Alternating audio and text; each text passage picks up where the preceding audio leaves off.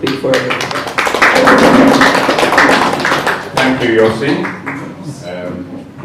Chief Rabbi Biden was more than 30 years ago, so that's a long time ago. But it's a great honor to, I think I'm some kind of honorary president of the Jewish Vegetarian Society here. So That's right. that is more of an honor on the occasion of this celebration for Professor Richard Schwartz, and it's a great honor for me to be able to say a few words. As you all know, and as Yossi has mentioned, we are celebrating a milestone in Richard's life. But in Hebrew, as Yossi has mentioned, this milestone is referred to as Gvurot. The English translation is often as great strength, or even as mighty power. And of course, the idea of Gvurot, the idea of this being a special moment, is based on the verse in Tehillim, in the 90th chapter of Tehillim, Perek Tzadik, Yemei Shnotenu Bahem Shivim Shana, Ve'im B'Gvurot Shmonim Shana. So, with Gvurot, we can reach 80 years. And the normal assumption is that this means that 80 is a milestone. But actually, if you look in the first use of the word of the root, gavar, in the Torah as a verb, you see something rather different. And that first use of this root as a verb is to be found early on in Sefer Bereshit, in Parshat Noach. Vayigbaru hamayim, and the waters increased. In other words, we're not talking here about a moment, a static moment in time, but a process that is continuing to increase. In that sense, you can see a parallel there, and in fact the parallel is even there in that parasha, in that passage of the Torah, of the idea also of well springs coming up. Ma'ayan hamit gaber, the waters coming from the well that are unceasing, dynamically flowing in that sense. So, the first message I have on this occasion in Richard's life is to say that we're not celebrating a milestone. We are celebrating a continuum, a process of this creative energy that has already given much and will continue, please God, to give us a great deal more. Now there is an interesting comment of Reb Meir Simcha of Dvinsk in relation to the parasha that I've just been talking about, that passage in the Torah that deals with Noah. And he's now referring in this comment to the vision that we have within the Tanakh of the ideal messianic vision, which we vegetarians take very seriously. V'gar ze'ev in keves, v'namer in gedir bats, the vision of the wolf lying down with the lamb, and the leopard lying down with the kid, is seen by Rav Kook, to some extent based on earlier sources, as a literal vision, not purely a metaphor, of a society which will be totally vegetarian, even though this would seem to be in contradiction with the mainstream view of Chazal and that of Rambam, which doesn't see any change in nature. But at any rate, this vision sees a world where all of the creation lives in harmony. The Meir Simcha of Dvinsk asks, what's so special about this particular vision of Yeshayahu? It had already happened before. Animals lived together peaceably where? When they were in Noach's ark, when they were in Tevat Noach. How could they have all managed to survive in this ark with all these species if they were not all vegetarian? He doesn't talk about vegetarian, but he talks about them all living in peace together. But he says, whereas in Noach, its ark, in Tevat Noach, they had no choice because of the forces then from without. The vision of the Garden of Eden of Yemot HaMashiach is one where we choose to be able to live that particular way. Now, not everyone is perhaps blessed with a vision that Richard has been blessed with and that many other in this room have been blessed with. But today we can see that forces without are moving inexorably in a particular direction, and if we do not respond to these forces, then there is a danger of us all being swept away.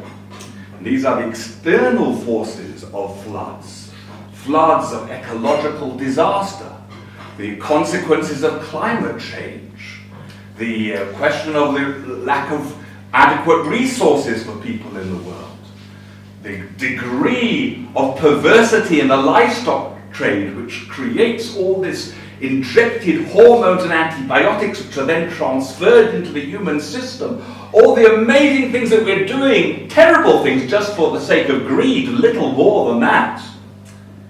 And the consequences are ultimately dire.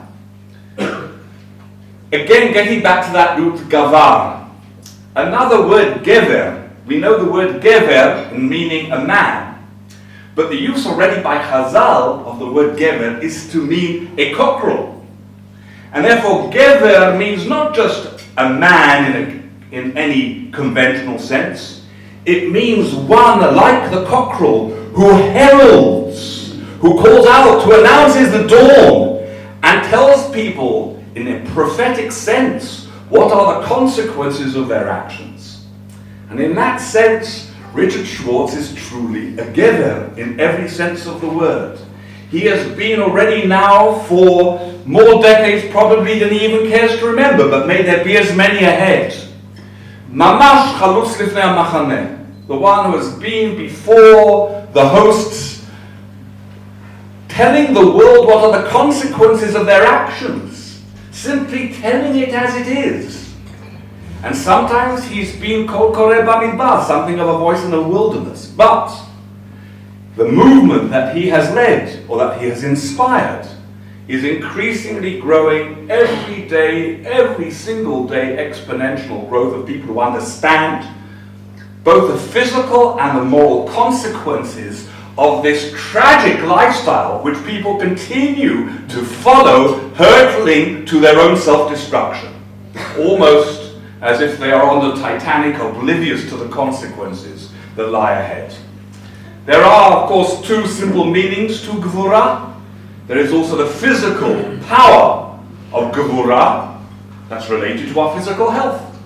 If you don't live a healthy life, you won't have the kochot, the necessary capacities to be able to both live life to the full, to enjoy it, and to be able to contribute it. So healthy living ultimately is to our own advantage, and Richard is a living example. Halavai, we should all look as wonderful at the age of 80 physically. But also there is an ethical Gevurah. The Chazal teach us that Ezehu Gibor HaKovesh et Yitzro, who is a truly mighty one, he who controls his passions. When you change a lifestyle from having been a meat eater, a meat is like a drug, like any other drugs. It's been, not that I can tell you that I'm any specialist on taking drugs, but nevertheless, I can tell you that when I started, as quite a young man who became a vegetarian, it was very difficult for me. I was a big meat eater. I was a rabbi in South Africa. The meat was very good in South Africa. I ate animal flesh of one kind or another almost every single day. And when I decided it was the right thing to do, I suffered withdrawal symptoms that I'm sure anybody who goes off drugs must feel like that. And it was terrible for me. I'm not of a high madrega where I was a natural vegetarian, not at all. There are others who are of a much higher natural madrega. I was a carnivore.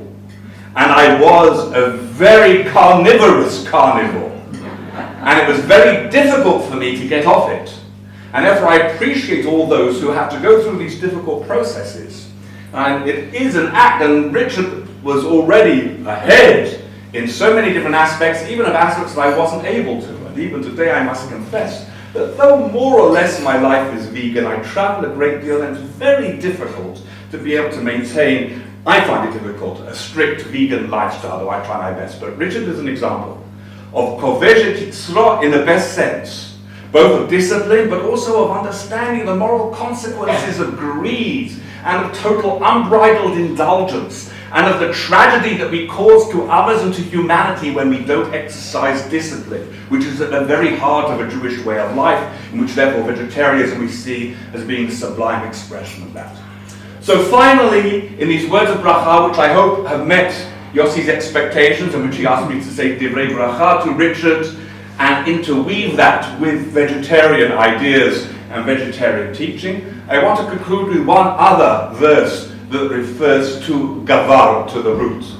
And here is very beautiful, and of course we've been reciting it all over these days, over Chag HaPesach, where we praise God, Ki Gavar Aleinu Chasdo, Ve'emet Hashem Le'olam.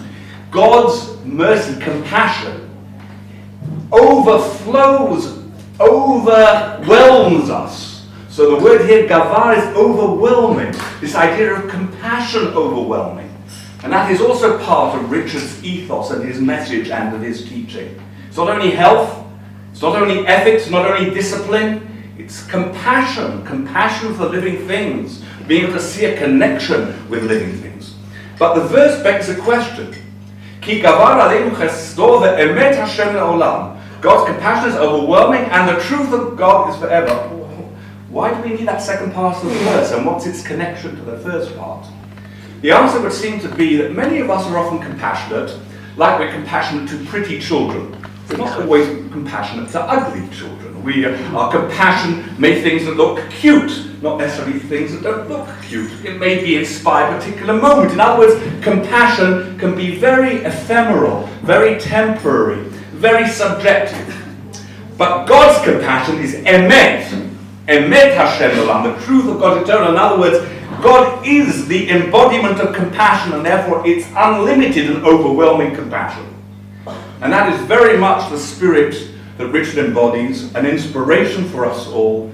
May he continue for the next third of this Ma'ayan Mitgaber, of Gevurot Mitgabrot, to continue to be an inspiration, and may we all follow his example of both physical and ethical, moral and spiritual health.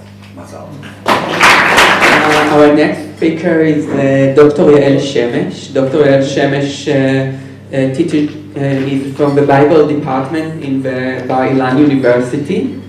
Thank you. And I want to say that it is a great pleasure to be here today celebrating with our hero, Professor Richard Schwartz, the Superman of the animals.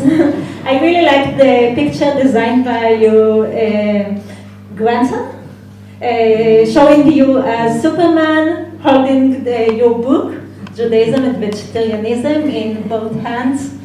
It is beautiful, and I'm very happy also to see all the big and beautiful family here.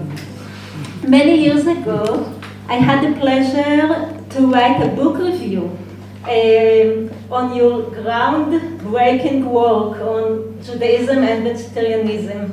Since then, I mentioned the book and the writer on regular basis when I speak on vegetarian or vegan diets, and especially when I speak about the connection between vegetarianism and Judaism. As Richard emphasizes in his book, Halacha, the Jewish law, recognizes that animals too have certain needs and requires that we take them into consideration. For example, the reason given for the Shabbat in Exodus 23:12 is that your ox and your donkey may have rest, and the son of your female slave, as well as the stranger, may be refreshed. In other words, the Torah views animals as part of the community and protects the right to a day of rest, just as it protects the rights of the weaker and exploited elements of human society, Ben Ha'ama ve'Ager. Halacha relates not only to animals' physical needs, but also to their emotional needs. In the 19th century, Rabbi Shimshon Raphael Hirsch related to the special importance of the precepts associated with the treatment of animals, and I quote from his book, Sefer Chorev. There are probably no creatures that require more the protective divine word against the presumption of man than the animals, which, like man, have sensations and instincts, but whose body and powers are nevertheless that injured animal muscle to twitches just like human muscle, that the maltreated nerves of an animal sicken like human nerves, that the animal being is just as sensitive to cuts, blows, and beating as man. A number of midrashim establish a firm distinction between the human capacity of mercy, which is limited in scope, and the divine faculty, which is all-embracing and does not distinguish between human beings and animals. Consider, for example, this passage from Midrash Tanchuma. I quote, "Someone boards a ship and there are cattle with him. Now, if a storm arose at sea, what would they do? They would cast the cattle into the sea and save the human, since they do not take pity on cattle as they would take pity on human. But the Holy One is not like this. Just as it takes pity upon the human, so it takes pity upon the cattle. You know yourself that this is so. When the Holy One wanted to destroy the world in the generation of Noah, or in the generation of the flood, when they had sinned, he considered humanity as equal to cattle, since it is stated, and the Lord said, I will blot out humanity together with cattle. When he came to be reconciled, just as he was reconciled to the children of Adam and took pity upon them, so he showed pity to the cattle.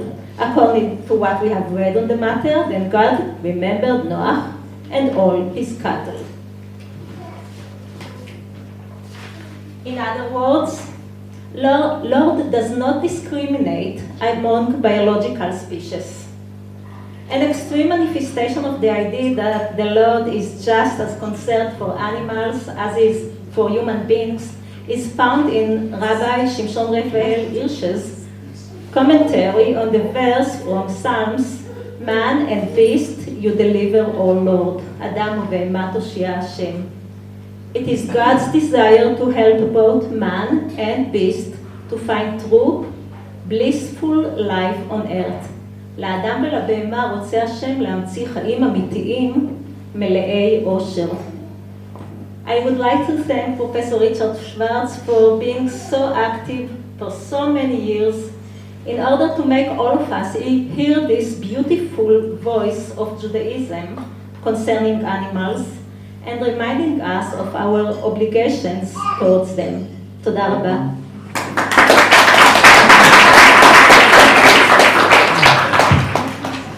Thank you, Yossi. It's actually very fitting that we're having this event right here, and I'll explain why.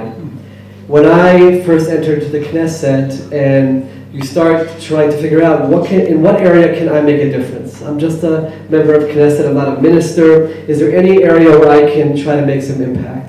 And I immediately identified the area of Tzar Balei Chayim, of trying to reduce the suffering of animals, as something which, not just a concern to me, but that every single citizen of Israel could rally around. Who would come out and say, no, I'm for animal suffering? So we began meeting with various groups, including Yossi and other wonderful people, and by the way, along the way, met fantastic, wonderful activists, people who are just full of compassion, and you just see the core human and Jewish values running through their veins.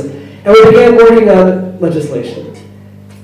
Very often we meet people in this position and they hand you books to read. It's a regular event that happens almost on a daily basis where people say, here's my book, and you put it on your shelf and there's not enough time to read all the books.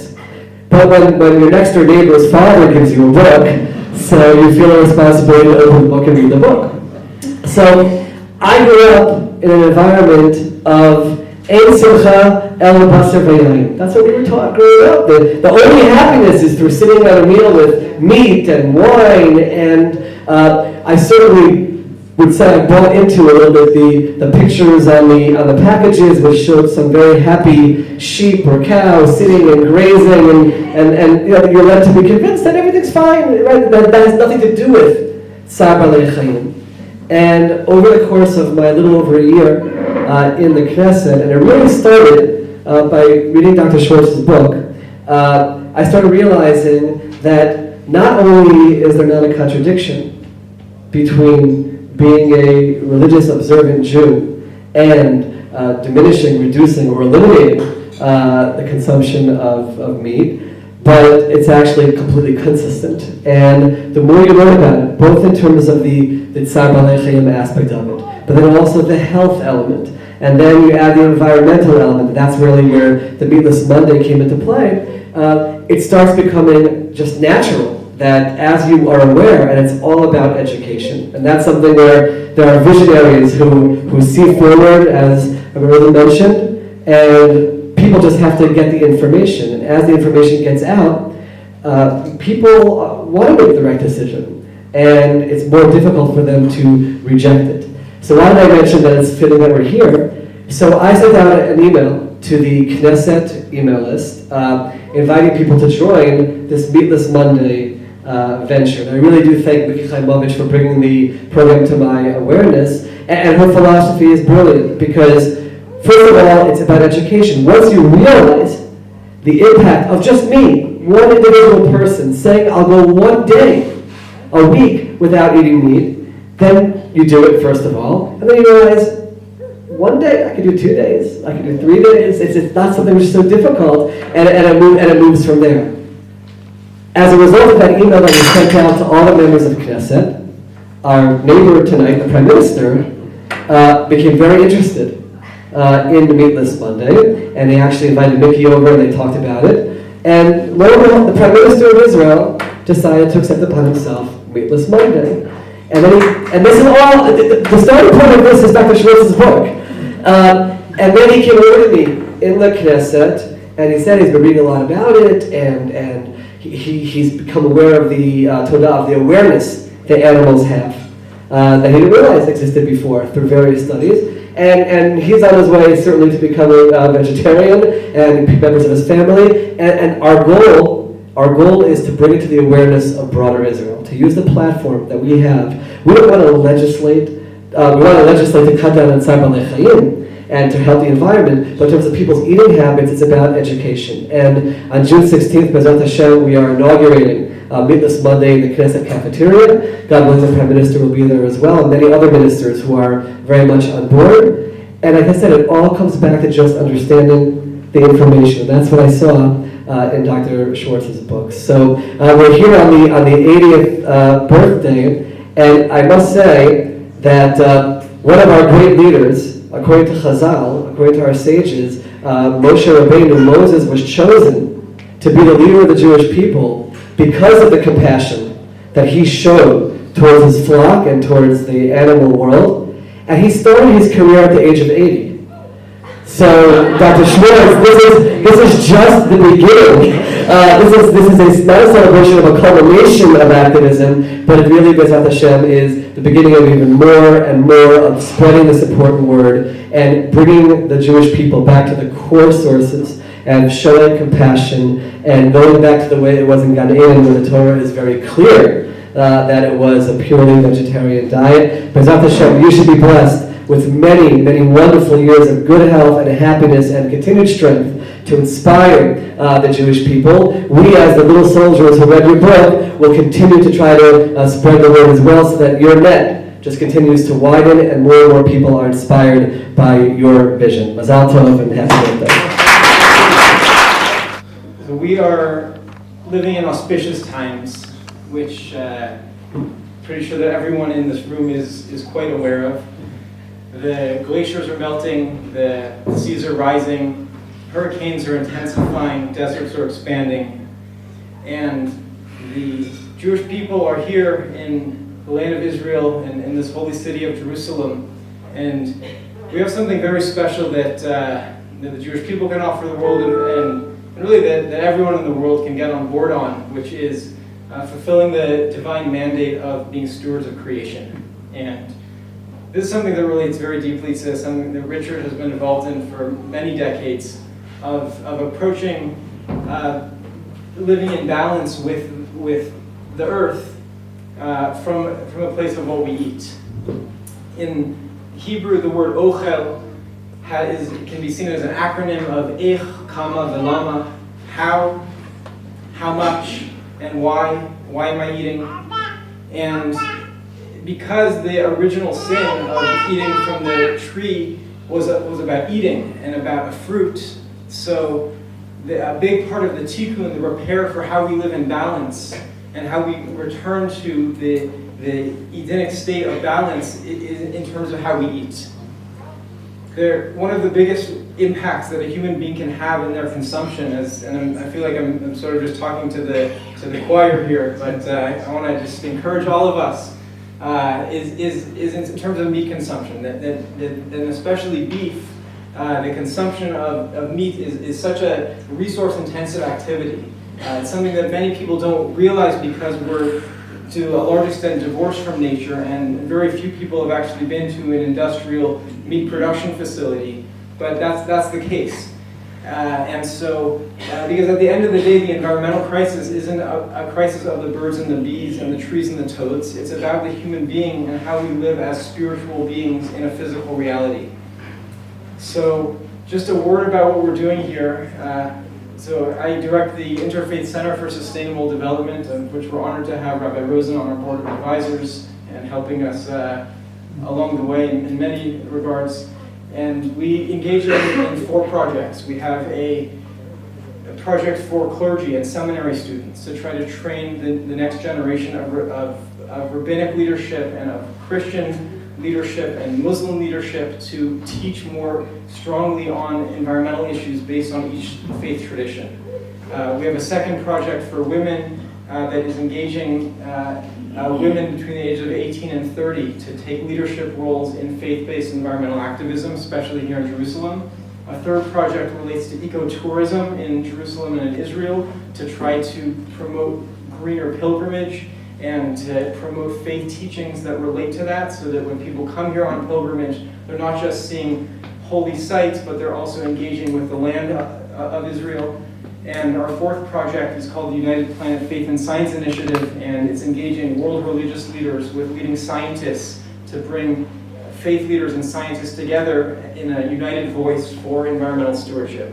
So I just want to end by giving a blessing to you, Richard, and blessing all of us that we should believe in the truth of we should believe in our own truths and act according to what we think is right, and really try to embody the change that we think needs to happen here, and that should really start with how we eat, and that not only should we choose the right foods to eat, but we should eat them with real intention, and as a result be able to elevate and raise up the holiness of what we're consuming. Headed for the library this morning. I didn't know that I was coming here, but my friend Uri sent me an email, and I remembered Richard Schwartz from New York. I helped to get Noah Cohn's book related to Tzar Baal Chaim on the web, and I thought I'd come. I really didn't know what to expect. But there's a pasuk in this week's parsha that everyone knows in this room, and most of the people in the world, or a good fraction of the people in the world, know it in one language or another. It's V'ahavta l'reacha kamocha. So I asked a question.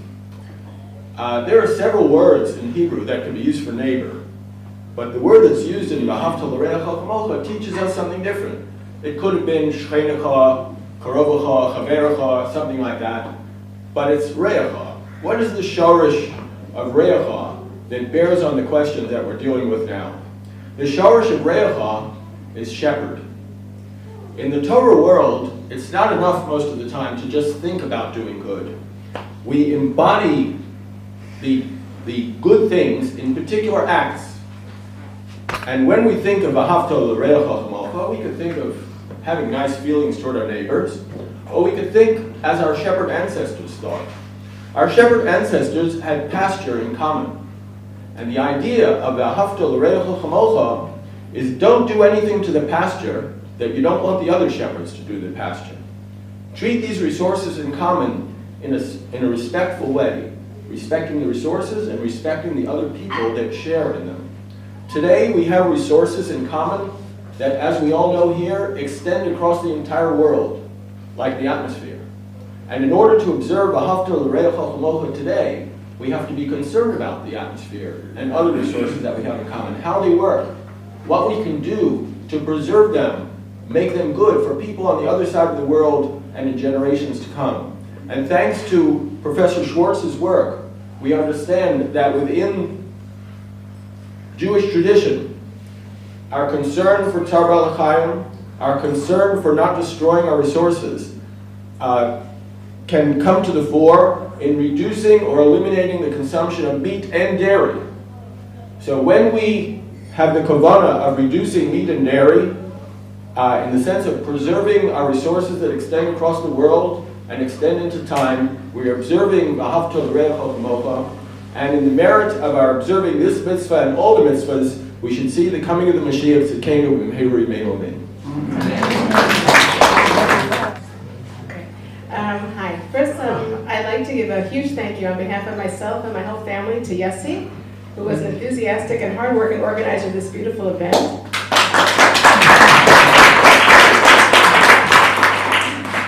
He put up with many phone calls, emails, text messages from me getting more neurotic as I got closer, and was always professional, competent, and a pleasure, and I look forward to working together with you on the 90th.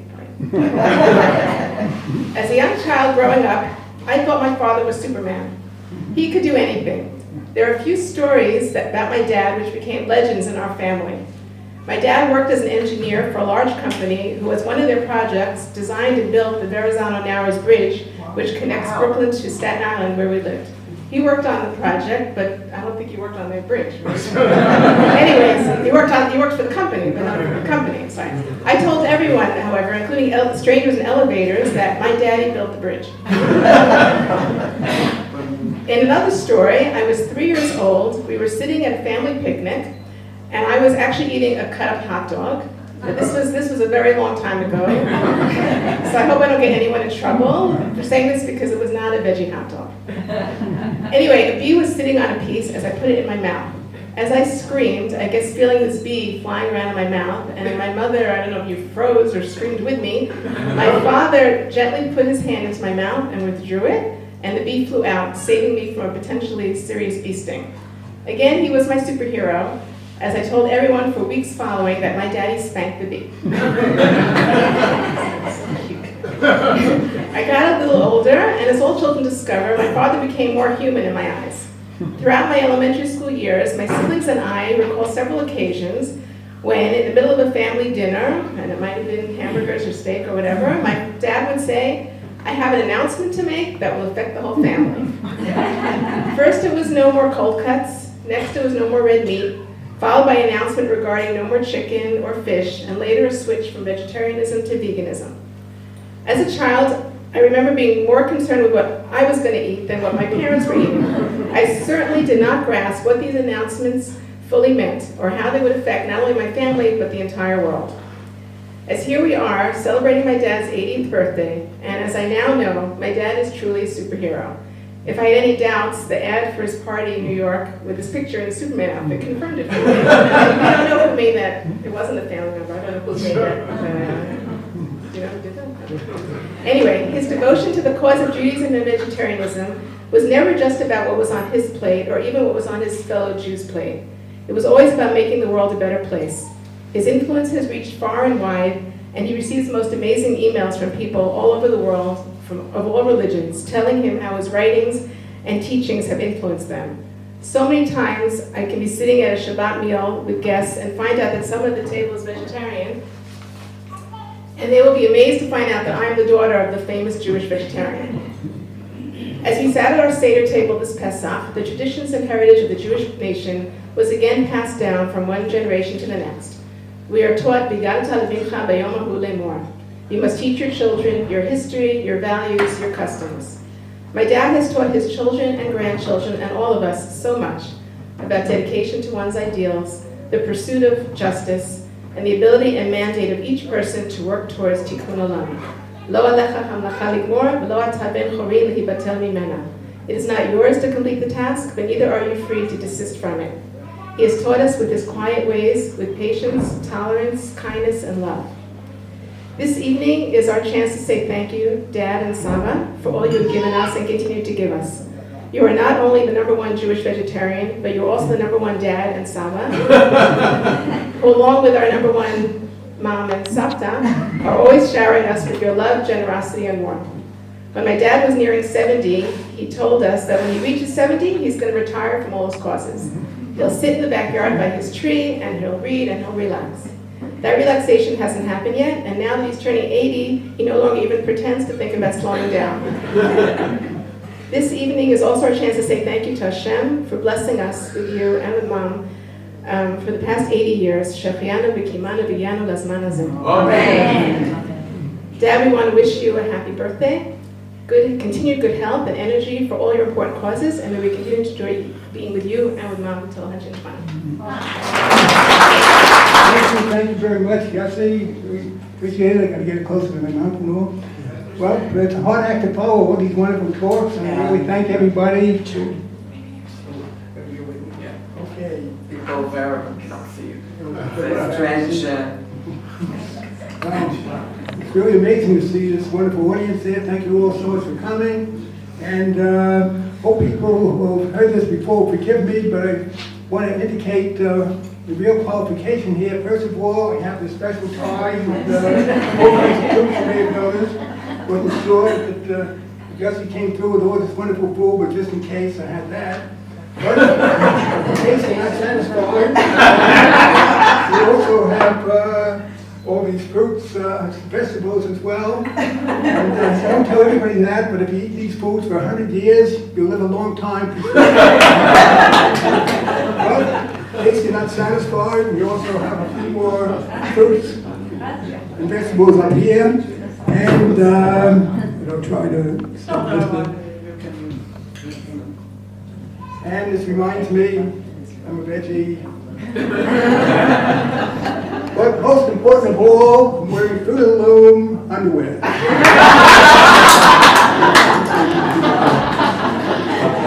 Well, I'm really overwhelmed and appreciative of all the wonderful statements that were made. I'm so very thankful.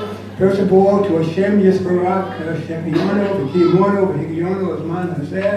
And I appreciate the statement. I hope God is not through with me yet. And I hope that Be'ezrat Hashem, I'll be able to fulfill the words of the poet Robert Browning, grow old along with me, the best is yet to be. Hopefully that will come true. And I want to really second what wonderful daughter Susan said. Yossi, unbelievable preparing all this, all the wonderful foods and all. And not only for that, but for keeping the center going completely as a volunteer for so many years. So I hope that many of you will consider supporting the wonderful efforts of Yossi and all the other volunteers here. And thankful to so many wonderful wife Loretta there that has been behind me and supporting me so much for so many years. And couldn't have done half of what I've accomplished without her constant support. And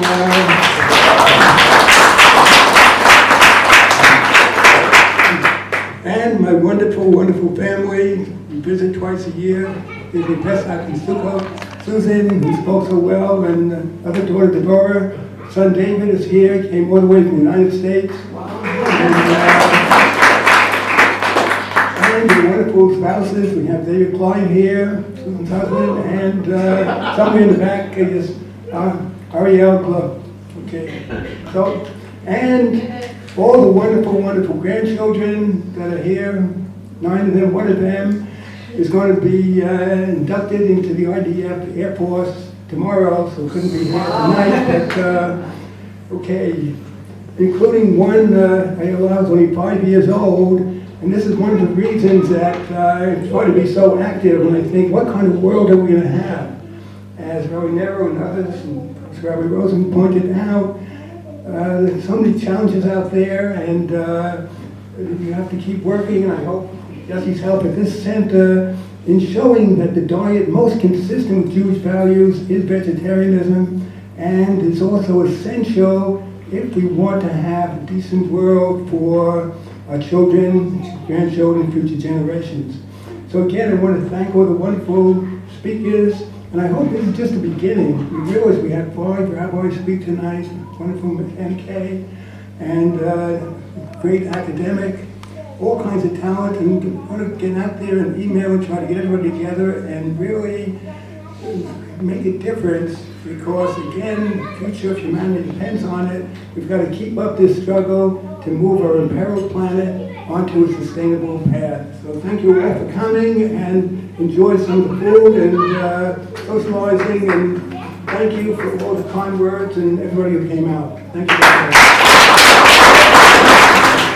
Oh, the time will come up when the winds will stop and the breeze will cease to be freezing, like the stillness in the wind before the hurricane begins.